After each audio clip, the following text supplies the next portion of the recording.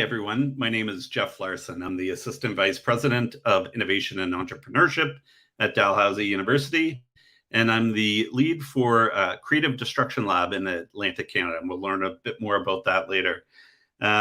First, I just want to begin by acknowledging that Dalhousie University is located on Mi'kma'ki, the ancestral and unceded territory of the Mi'kmaq, and that takes special significance, of course, with tomorrow being Truth and Reconciliation Day. Welcome to tonight's open dialogue, Driving Innovation and Entrepreneurship. DAL Innovates, along with the Faculty of Management, Engineering, and all of our faculties are very involved in innovation and entrepreneurship, and we're here to discuss Dalhousie's role and responsibility in driving innovation and entrepreneurship to help our communities thrive and become a civic university. First, let me introduce our guests. Joining us today include Julia Rivard Dexter. Julia is a former Olympian, one of the top 5 Canadian women in STEM, co-founder of Shoelace Learning, board member of Nova Scotia Power, and a member of the Prime Minister's Economic Strategy Table for Digital Industries. Welcome, Julia. Hi, how are you? Good. Dr. Hamid Hanafi, he's a PhD from Dawe from 2016, an adjunct professor at Dalhousie's Department of Electrical Engineering and Computer Engineering, and founder and CEO of NovaResp Technologies. Hi, Hamid. Hi, everyone. Dr. Rafaela Andrade Vieira. She is a PhD from 2015, a postdoctoral fellow at Dalhousie, and co-founder of Myomar Molecular. Hi, Rafaela. Hi, everyone. And finally, Wade Dawe, president of Brigus Capital, currently serving as chair and CEO of Numis Financial, a director of Neat.com, former chair of the board of Pivot Technology Solutions, a CDL Atlantic fellow, and active investor and philanthropist. Hi, Wade. Good to see you. Hi, everyone. Thanks, Jeff. Great. Going to start with a brief overview of some of the programs that DAL Innovates has been rolling out over the last few years. So our primary focus is providing as many students with innovation and entrepreneurship skills, experience, mindset, resilience, so that they can thrive in an innovative and dynamic economy. And secondly, we hope to get more and better ventures out of the university. Today, I want to talk a little bit about some of the programs that focus on graduate students. So we have a program, Path to Innovation, that's a first dipping your toe into entrepreneurship. Lab to Market, which is based on the US I-Corps program, where Stanford and Berkeley run the West Coast and Harvard and MIT on the East Coast and other nodes. And that program takes researchers, mostly graduate students, and for 3 months, they're full-time doing 100 customer interviews to understand practical implications of the research that they're working on. And following that, we've partnered with MIT on a program called Ready to Launch, based on their summer accelerator, where we take people who have gone through that kind of customer validation and help them build a business model and eventually launch a company. And that's full-time for 3 months. And once again, they get $15,000 as part of that. And from there, they can go on to further programs. But Rafaela, you were a participant in these. Do you mind starting by just describing your experience and your journey through that suite of programming? Yes, for sure. So I started my journey pretty much with an idea. We had like a couple interesting results in the lab while I was doing my postdoc fellowship. And I want to know if moving forward with that idea, we could bring something commercial to society. So to explore that, I applied for Lab to Market pretty much the same week that was due, because I didn't hear about beforehand. So we applied for Lab to Market and we were accepted in the program. So then we started doing interviews with people all around the world, from Europe to North America to South America, Africa, and learn about how our solution could help them to improve healthcare. And then I got to talk to 100 people. So it was pretty exciting to learn about all different perspectives on our technology and how we could apply to different markets and to different professionals as well. And after I finalized that program, then it was very clear that a technology could be helpful for society, and we had a solution that could help a lot of people. Then I decided to incorporate the company and move ahead to have more business training. And then I applied to Ready to Launch program, where I had a 3-month training on business and how to strategize and become an entrepreneur, because so far I was a scientist. My space was pretty much the lab space, the laboratory space, biochemistry labs. And then I was exposed to business strategy, and how to grow a company. And with that knowledge that I gained after the Ready to Launch program, then I became much more proficient on the business side.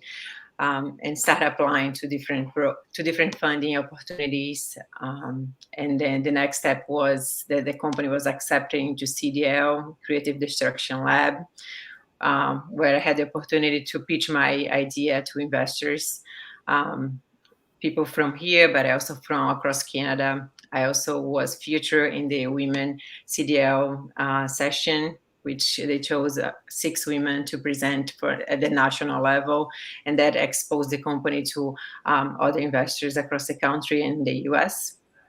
And with that, the company received funding from provincial funding, from federal funding, and also private investors, which allow me to leave the university and start working full-time at Myomar.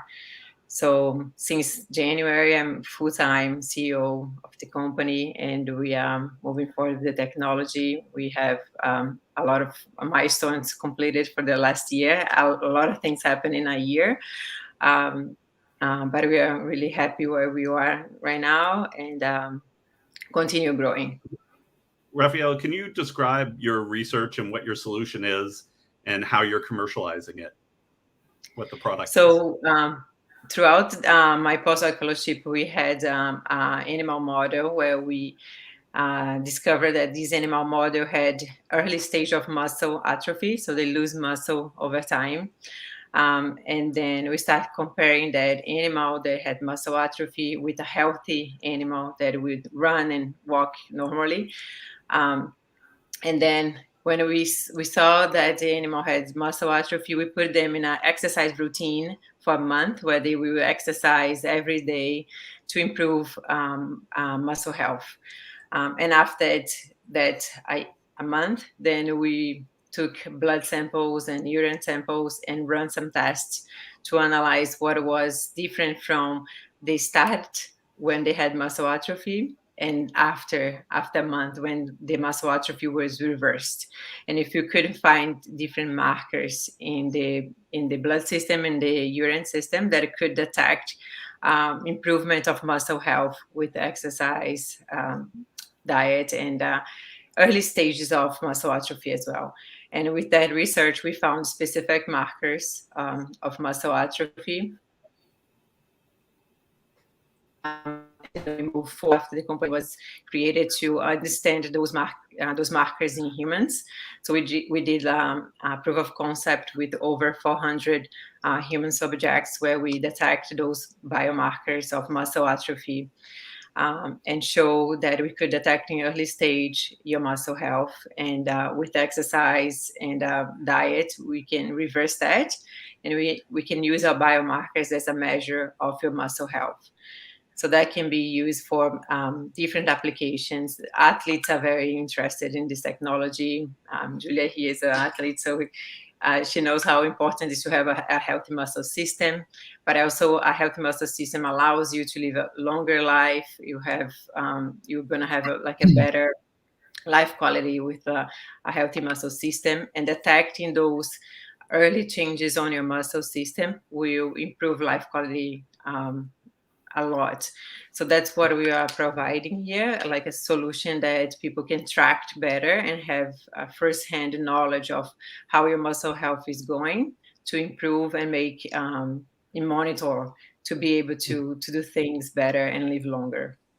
Can you just describe the product very simply and relate it to something that they have used a lot of over the last 2 years? The product, it is a urine test. So you take a urine test, and there is a different concentrations of the markers on your urine, and there is a software component to the test. The software will analyze the differences between those biomarkers and tell you in a scale from green to red where your muscle health is. I remember in CDL, John Risley was like, "I need this product now." Yeah. Once teams have gone through this kind of programming, kind of validated that there's a problem worth solving through something like lab to market and understand the business model, one of the next things we have is the Amira Idea Hub, which is located in the engineering faculty. And that's a place where you can learn how to build your first prototype and continue learning and getting customer feedback as you try to get to a place of product market fit. Can you describe that process and how it helped your company? And describe your company first, like what your product is and how it emerged from your research, and then answer the question I asked. Sure, sounds good. Okay, so I don't know how many people in the audience would know someone with sleep apnea or and know what CPAP machines are. So they're the only effective solution. You see one to my left over here. They're the only effective solution to treat obstructive sleep apnea, which is blockage of airway during sleep. Can you hear me? It's cutting out a little bit, but let's give it a try. Go for it. Yeah. Yeah, so these machines are reactive. They provide a certain level of air pressure to keep your airway open throughout the sleep, but apneas still happen. We have the very first AI-enabled software for CPAP machines that solves the biggest driver of the market, which is patient comfort in stages. Number one, we're building the software that goes on any CPAP machine.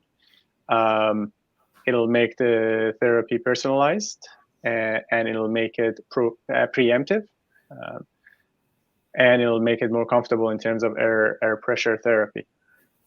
Having this software, if you think of the airway like a balloon, if a balloon is completely deflated, you need so much air to blow it up. But if it's halfway blown up and you know it's going to deflate, you need less amount of air. It's disconnected. You need less amount of air pressure to keep it open. That's the idea. We can lower the pressure of therapy. Therefore, next form factors, smaller, wearable, battery-enabled machines can become possible. We have built this software. We've tested it on real patients. We've proven that we can prevent apneas with our AI technology, and we've partnered with a company to enter clinical trials in 2023. Idea Hub came about. We were the first in the first cohort, I believe, the first 5 or 6 companies that were accepted there. And it was just wonderful because, as Rafaela knows, in the beginning stages of a company, there's a lot of costs for buying capital equipment to be able to test something or 3D print something. I don't know when my video goes, my sound goes too or not, but yeah. I'll continue. So yeah, those initial costs to a startup was really saved for us with not having to hire a consultant that would do the 3D design and printing for us, and many other advantages of being at Dawe next to the other labs that are available at Dawe and next to the experts that are available at Dawe. Great. And after that part of the journey, there's this interesting paradigm in Canada that existed where we are amongst the top globally in high quality research in science and technology, but we didn't have the same level of science and technology scaling. And a program started called Creative Destruction Lab, which has a thesis that the biggest issue is that we don't have quite as many people who've grown companies and can act as quality mentors for the up and coming science and technology entrepreneurs. And so it tries to match excellent mentors with the most promising companies through objective-based mentoring. So a program that every 2 months they meet, they define what the objectives should be for the next 2 months. You get input from the mentors with a high degree of accountability. And both Amira and Raphael went through that program, but Wade and Julia, you're both mentors in that program. And Wade, I'm going to start with you because you originally started finance, a big focus on junior mining, and now you've got a wide portfolio that includes some of these science and tech companies. And I'm just curious, like what has been interesting and exciting about expanding where you're investing? What are some of those other science and tech companies that you're investing in? How have you learned from your peers and mentors at CDL?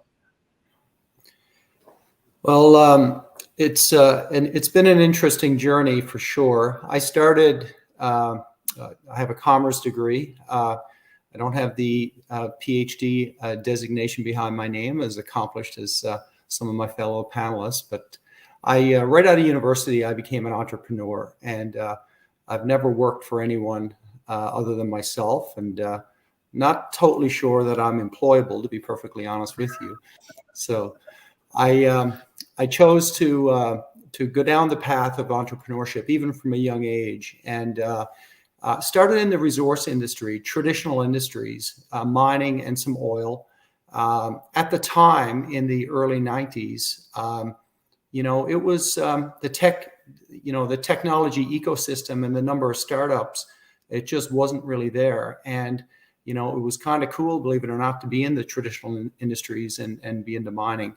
I had a few exits in those industries, but along the way, I did dabble in some venture capital technologies and startup investing. And from 2013 onward, the focus has been more, as you say, Jeff, more IT related, and some biotech, and also venture capital investing. What I do, I'm a financier. I have a fairly broad portfolio. Today, over 80% of it consists of what I would consider new economy type investments. And I have investments in a number of the CDL program, the Creative Destruction Lab. But the skill set where I started, at least from my perspective, being finance and investing, was transferable from a traditional industry into the more new economy stuff. And the same sort of, similar approach back then, they require early investing and some speculative investments and higher risk and, analysis and so on. That same approach does apply to IT, software, SaaS companies, biotechnology, you name it, fintech and medical devices and so on. So I'm not personally an expert in mining, nor am I an expert in new economy related applications. But it's just been fun. It's a fun transition. But what's interesting, if you look at where we've come in the last 30, 40 years, the pace of innovation is accelerating. The rate of innovation is accelerating. In 1980, the S&P 500, which is an index of the top 500 companies in the United States, in 1980, 3 of the top 5 companies listed in the S&P, so the largest companies, the 5 largest companies, 3 of those in 1980 were resource-based companies. By 2020, all 5 were IT companies, Facebook, Apple, Amazon, Alphabet, and Microsoft. So in relative sort of,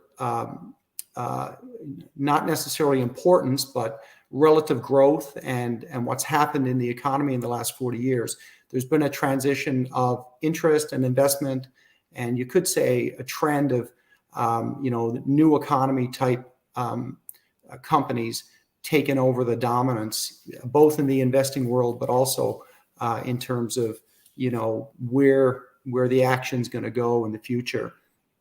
In 1990, only 5% of the stock market, by value in 1990 was IT and communications combined. In 2018, it was 26%.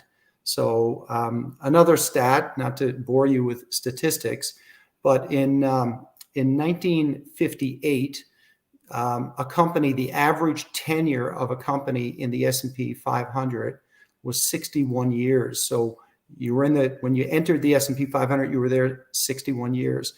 By 2020, it was less than 20 years. And McKinsey are projecting by 2027, the companies that were the largest in the United States, the 500 public companies. So from 2020 to 2027, 75% of those will not be in the index in 2027. So, it's exciting. It's a great place to be. The rate of innovation is increasing. It's accelerating. The largest companies in the world are now tech companies. And I must say, it's beyond a great place to invest. It's also a hell of a lot of fun. And Wade, can you describe maybe a couple companies that through CDL like Rayleigh or Colorsmith that you've invested in, and what's exciting about them? So I'm invested. I joined the Creative Destruction Lab to, part of it is a large part of it is to give back and to mentor and I guess to stay relevant and to meet new people and learn and I must say it's achieved all of those objectives for me. I'm on some boards of the startups that have come through the Creative Destruction Lab, and I've made quite a number of investments, maybe 10 or 12. I don't know exactly. A couple of them didn't make it, and that's normal. 75% of startups do not make it for one reason or the other, and we could get into that later, but it's that's the nature of it. A couple that I would note that are quite interesting. One would be a Colorsmith, and essentially they have a platform technology for it started for color blindness. So essentially, the contact lens would have an embedded encapsulated technology that would correct color blindness, which is prevalent in a fairly high number of people, particularly men. But the core business plan has transitioned, through some mentoring with CDL and through some really good work on the part of the founder and the staff there at the company.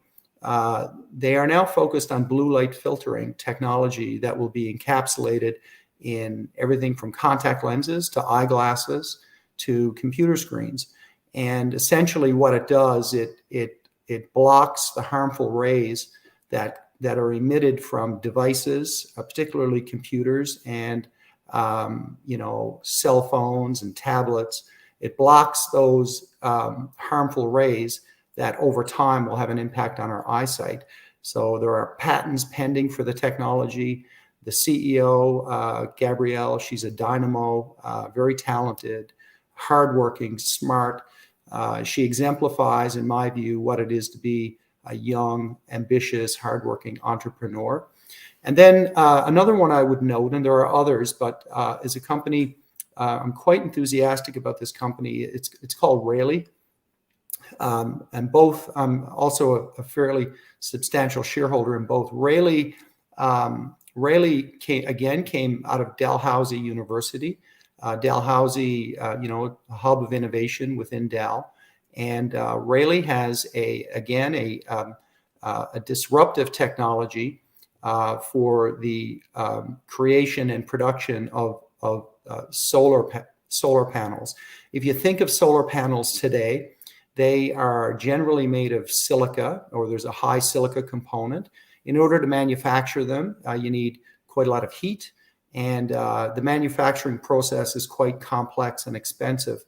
What Rayleigh has essentially done is come up with a method to make a solar film. Think a roll of Kodak film, a traditional roll of film. They've come up with a way to take a film-like substance You manufacture it really out of chemicals, like out of paste, and it captures the sun's rays quite efficiently. The efficiency is going up, but most importantly, it's environmentally more friendly to manufacture, and it can be embedded in in a number of substances and materials used today, such as car panels, could be windows, it could be shingles, roofing tiles. So both of these companies are examples of enterprises started as an idea with proprietary technology, patents or patents pending,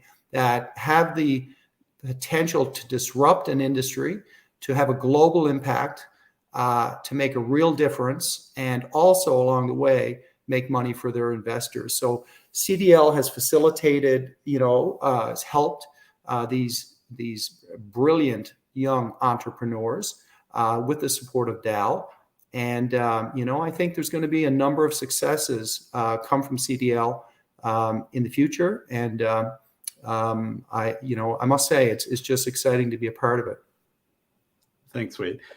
Julia, one of the things, as you know, a few years ago, we started realizing that we were getting pretty good at helping people with some of the technical aspects of starting a business. Like, you got to do a lot of customer discovery to make sure you're solving a real problem, and put together a realistic business model, and really focus, and then think about your financing.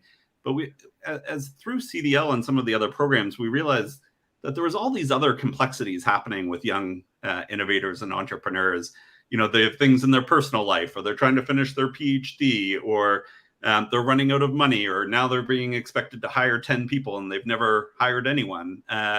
And we started thinking about the kind of mental performance and resilience aspects of things. And then so much was wrapped into the mentorship and coaching as well as support for that. And we started a new program called Mindframe Connect to help entrepreneurs learn more about handling those pressures, but also enhance the craft of coaching.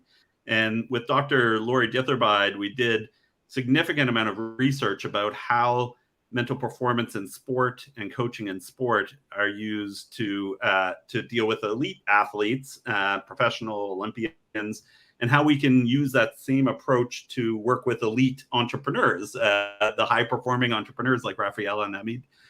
Can you just describe from your experience how those two worlds intersect and what you've started to see through Mindframe Connect?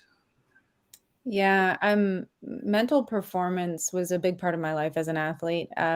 Before I start, Wade, I've got a BREC degree. That's recreation. So not PhD, not comm, recreation. And I think when I applied to Dawe, it was leisure studies. So I'm always looking up to my fellow panelists.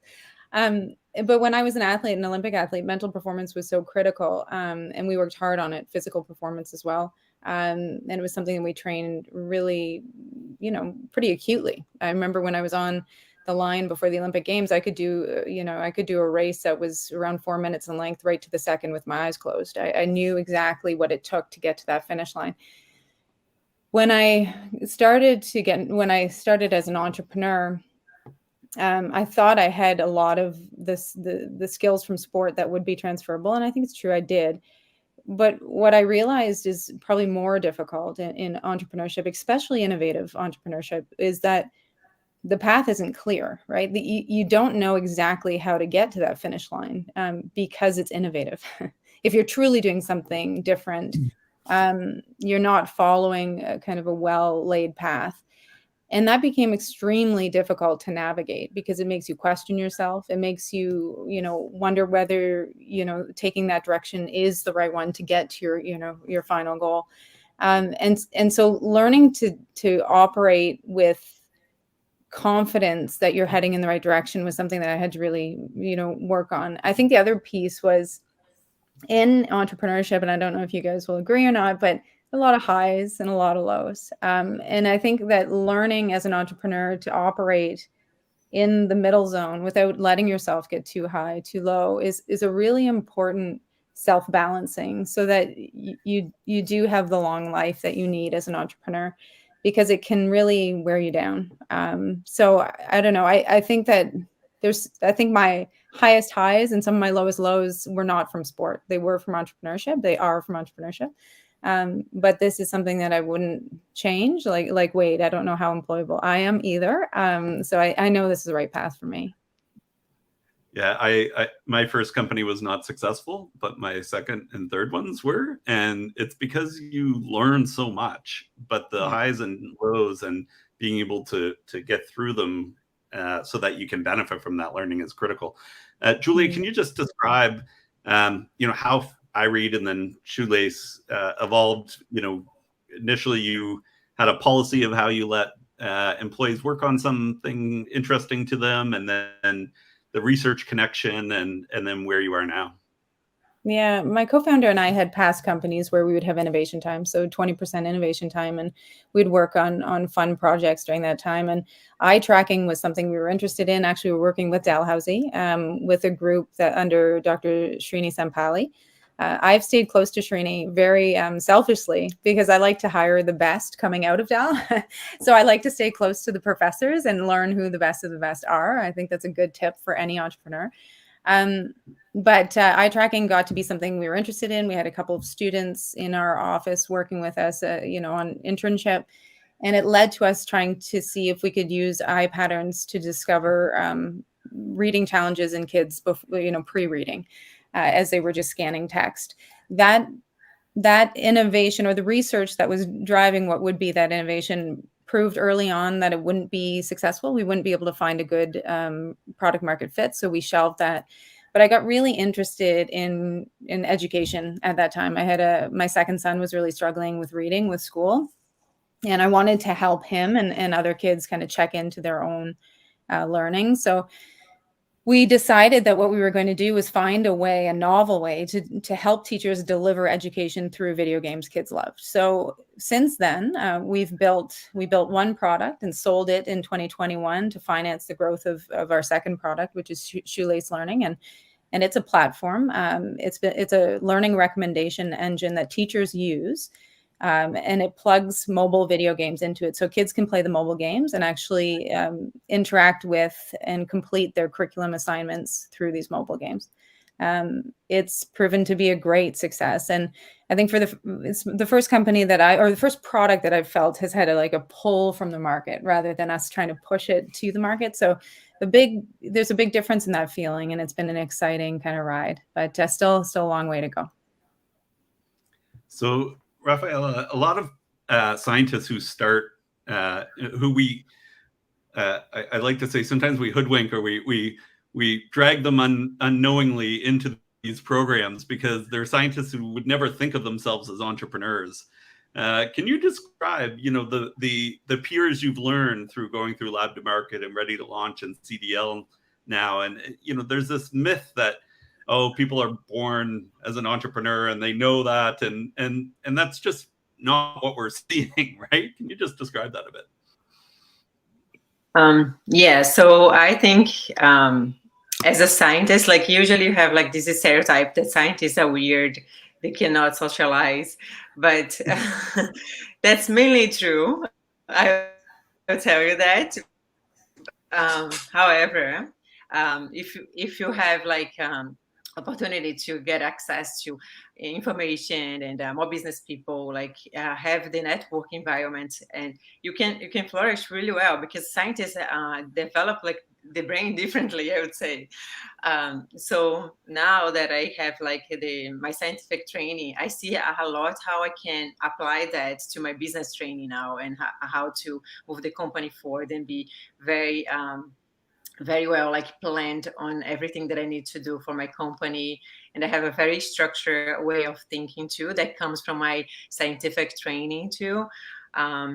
And now that I have this business training, my ability to collaborate with other people and understand the scientific mind helps a lot the company too. So now we are doing partnership with other scientists. And because I have a feet in both sides, I can communicate with a scientist really well, but I also can communicate with a business person.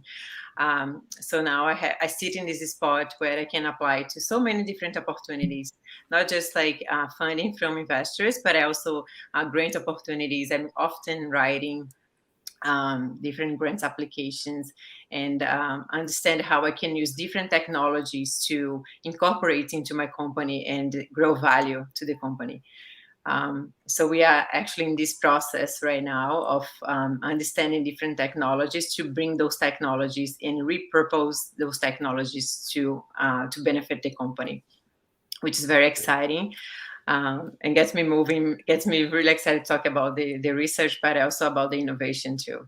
And I just want to mention too, Julia, co-founder, Leah, is part of our business board. Leah is also a great person to be working with. So yeah, we met her at CDL. Yeah, so Raphael, can you describe actually the mentorship you received through CDL, and also where you are in your financing and how that's helped as well?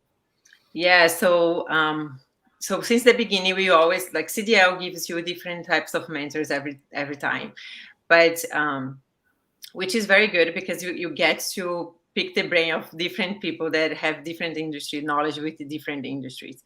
But we also connect with people that had the same passion as us, which was very good. So they understood very well the technology. They understood how the application could change a lot of things, and it would benefit so many people. So when I finished CDL, I also got mentorship from two main people that changed the way my business developed over time. And one of them is the lead investor of my first raising round, so John Lindsay.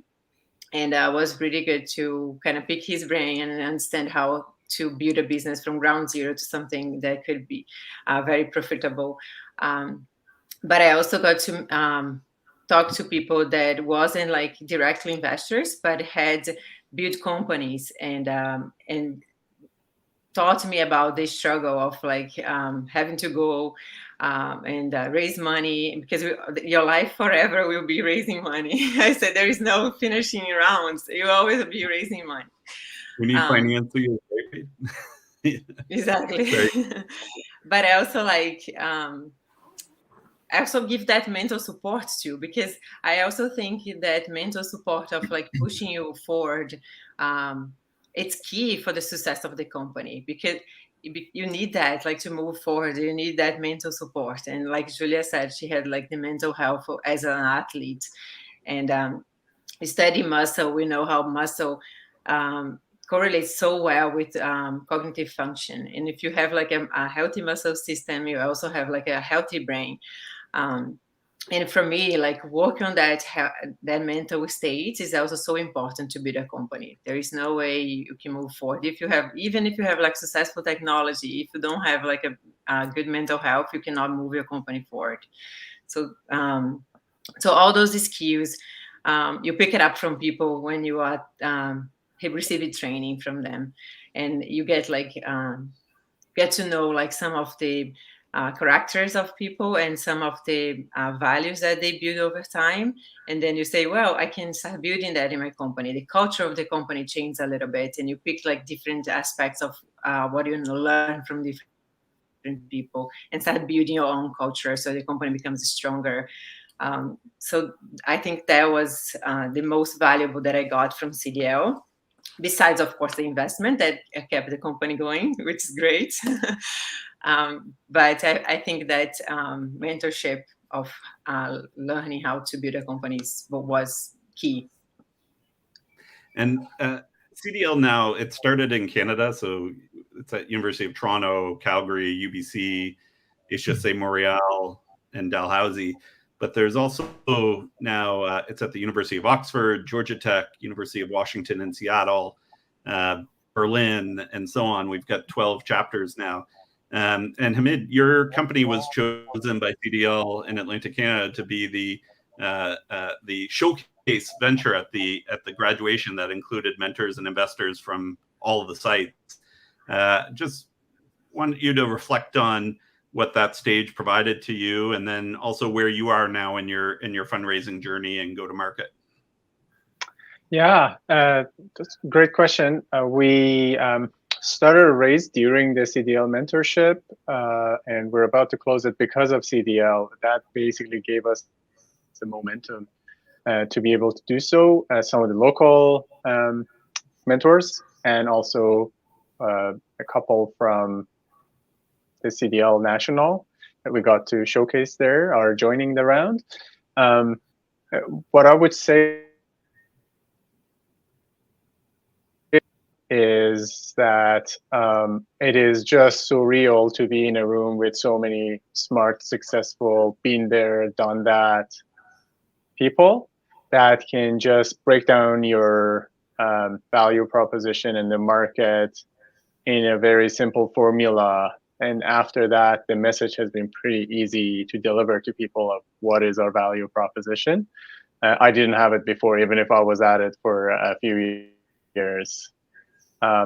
It's just, you know, for example, Wade on this call, very, very successful person. If I were to get his time, it would be harder to get his time on a normal basis without, you know, CDL. But CDL, you know, makes that connection. It's pretty awesome.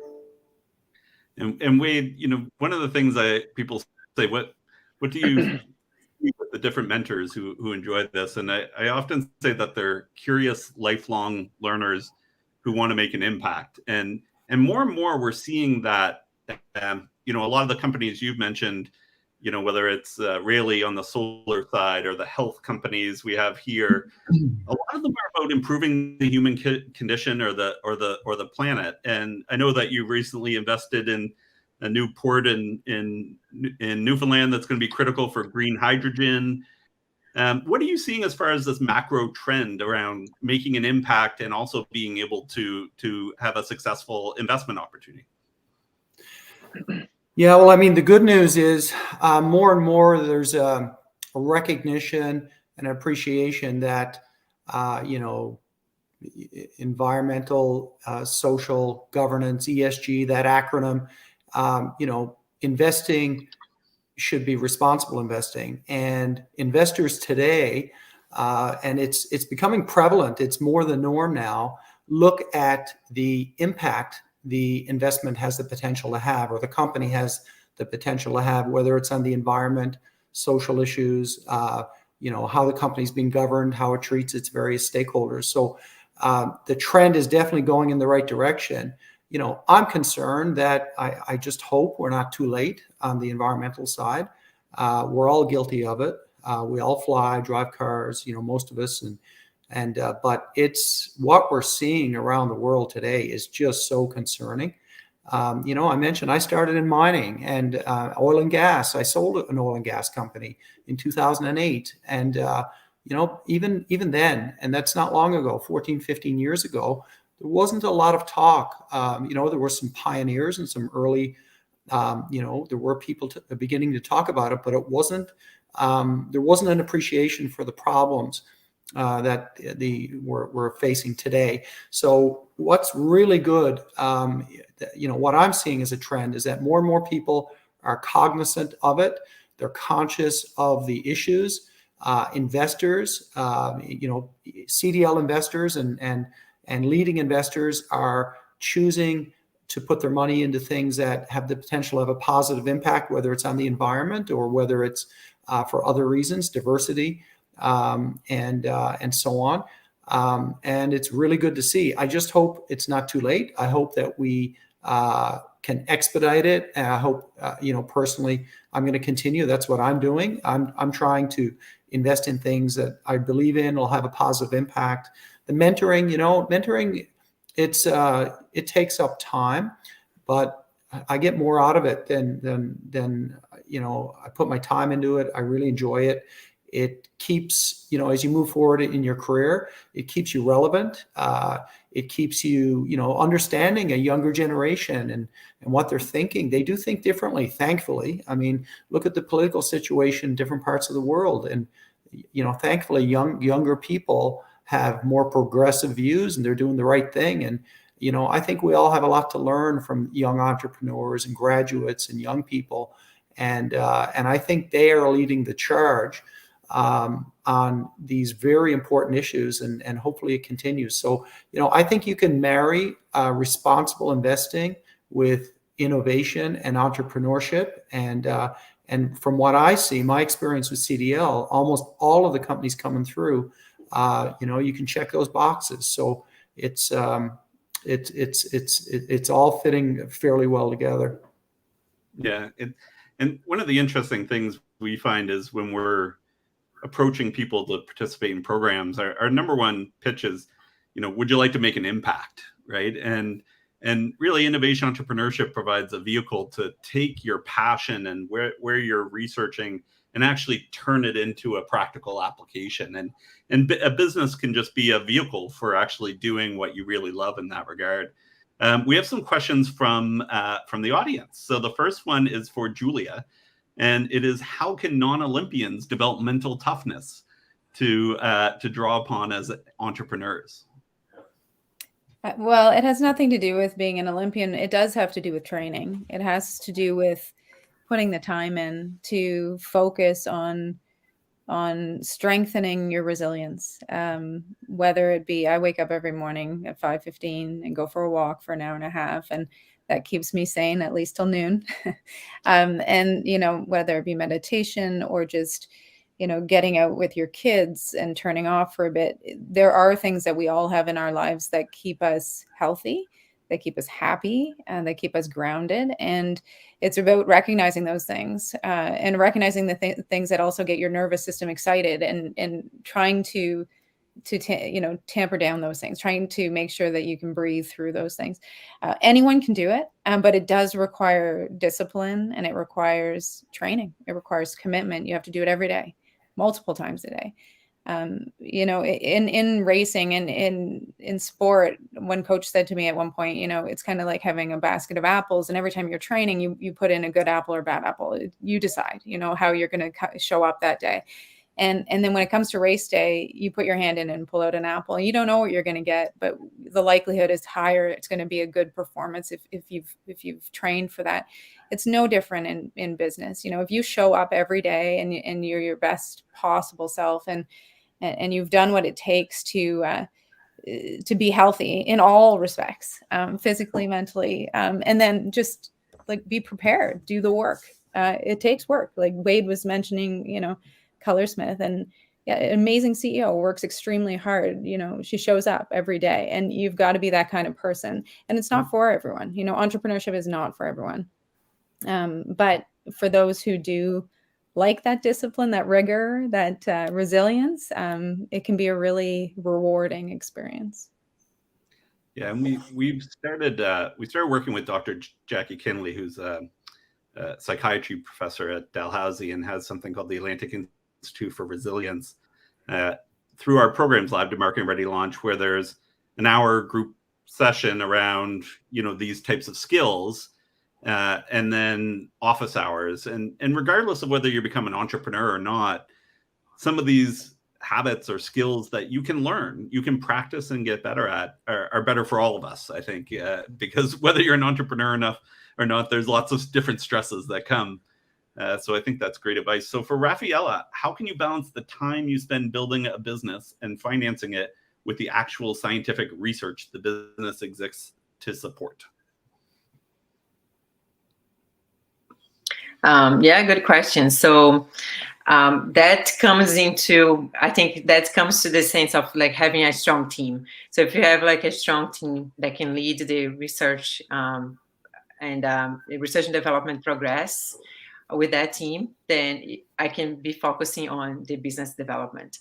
Although I would say that I have to do a lot of multitasking here, because I'm often in the lab as well to look into the experiments and the data that we are collecting. But most of my time is doing the business development, where I sit and I write a lot. So I'm writing constantly, and I talk to a lot of people about the technology, about different markets that we can approach, and different regions that we can start to have a satellite company, and so far so on. So I think it's pretty much try to build your team with people that you trust and people that are capable of doing what you have in mind, to follow your goals, to follow your vision, right? So if you have that team in place, then I think the process will be much more smoothly. Question for Wade. How can an entrepreneur get comfortable with the high rate of risk startups face and stay positive even when they fail? Well, I tell you, that's a really good question. And the reality is, just the nature of entrepreneurship, if there is not a high degree of risk, then chances are the opportunity may be modest or not a big one. So, with entrepreneurship, if you're going to have a significant success, something that has the potential to be quite substantial, global, and what Julia, Ahmad, and Raphael are each of these entrepreneurs are doing something substantial that has the potential for a global impact. There is no question about that. I mean, 3 case examples that I would argue are not in the 70% likelihood of not making it. They're solidly have a very high probability of being in the 30% category that I mentioned earlier. So just the nature, it's the risk reward ratio. With high risk comes the potential for high return, but it's also the higher failure rate. So you shouldn't be afraid to fail. Like Jeff, you mentioned earlier, you had a couple of failures. I've had failures. I've had more than one. I've had more than 2. And, I've also had some outstanding successes, but they're stressful. They're hard on you. It's not easy, but, you learn more from failing than you do succeeding. The rough times are, you learn a lot, or you should learn a lot. And if you do make the same mistakes again and again, maybe it's not a good idea to be an entrepreneur. Maybe you should consider something a little more structured. So it's definitely difficult, but for the most part, entrepreneurship, it's something new every day. It's fun. It's constant learning. You meet great people. And, I would recommend it. I don't consider it work personally. I mean, I know technically, I guess, I work quite hard. I still do. But for me, it's fun and I love it. But there are good days and bad days. But overall, I wouldn't change it. Yeah, it's interesting. The person who runs entrepreneurship at MIT is a guy named Bill Alette, who's been a friend of ours and helps us out with some of our programs. And he said, it's not that entrepreneurs love risk. They love opportunity. They love really exciting opportunities. And what you can do through some of the different programs that we're talking about is de-risk it, right? So Rafaela doing lab to market and talking to 100 potential customers before developing her product is greatly de-risking things. Or working through Ready to Launch to really understand your business model and get input from mentors, or to go through CDL and get all the advice of different perspectives. These are steps to de-risk the opportunity and really pursue the opportunity. So I'd encourage people who are interested in making an impact and seeking opportunity, that there are things that we've learned that can help de-risk it. I think when Wade was probably going through things, and certainly when I was, there wasn't a lot of these supports that could help you kind of, we talk about it's safe to fail, but, we provide a bit more of a safe to fail environment through some of these programs that make it more likely that you'll be successful. I don't know, Wade, if you have any reflection on that. Yeah, I mean, if you look at the two main reasons, there's plenty of reasons a startup, or an innovative company can fail. The first one is, the most prevalent one is, a product or a service that's not really needed. So it's something, it's a little bit better. It's something that is, not disruptive. It's just like an add-on. Well, a company that's already in a space, chances are they're probably thinking of how they can make theirs better. So if you're going to become an entrepreneur, particularly in the IT or tech space, you need an idea, or you should have an idea that's disruptive, differentiated, something unique. Second most prevalent reason is lack of financing. And 2 of the 3 entrepreneurs on the screen today are closing financings. I think it's great. They're attracting financing in a very, very difficult market. So those are two of the top reasons. There are others. Another one is, and again, like Rafaela spoke about it earlier, she's obviously developed some strong business skills, but not every tech entrepreneur has those. In fact, it's common for a tech entrepreneur to not have the business skills necessary to really get the company going. So you can attract that either through a board of directors, bring in mentors through a place like CDL, or also you could hire, depending on your company's finances, you can hire the business talent. So it's really, really important. An idea is great, technology is great, but you do need business skills if you're going to really compete, and you can get them in various ways or a combination of some of the ways that I mentioned. I mean, there's a question here that says a lot of students feel pressure to complete graduate studies directly following their undergraduate degree. How do you feel about the, need to kind of continue with graduate studies before you become an entrepreneur, or are there pros and cons to these two situations, or is each path different? Oh God, that's a great question. I'm scared of answering it because I'm gonna offend someone with this. Either way, I do not regret my path.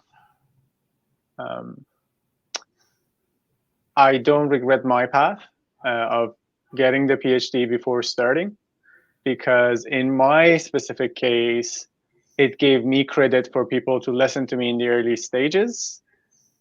The funny thing is that you could easily know more than I know without a PhD, but when you have it, people just listen to you more reliably.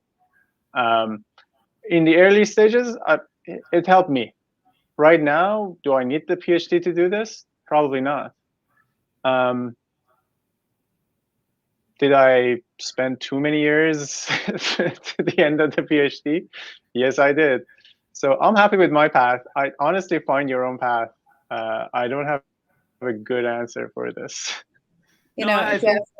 Jeff, I might add, so we're a part of a 7-year research project that's funded by SSHRC, and they're bringing in a lot of graduate students to work with private sector companies who are part of this partnership. And I think, so I obviously didn't do graduate studies. I don't know if there was a recreation, PhD, maybe one day.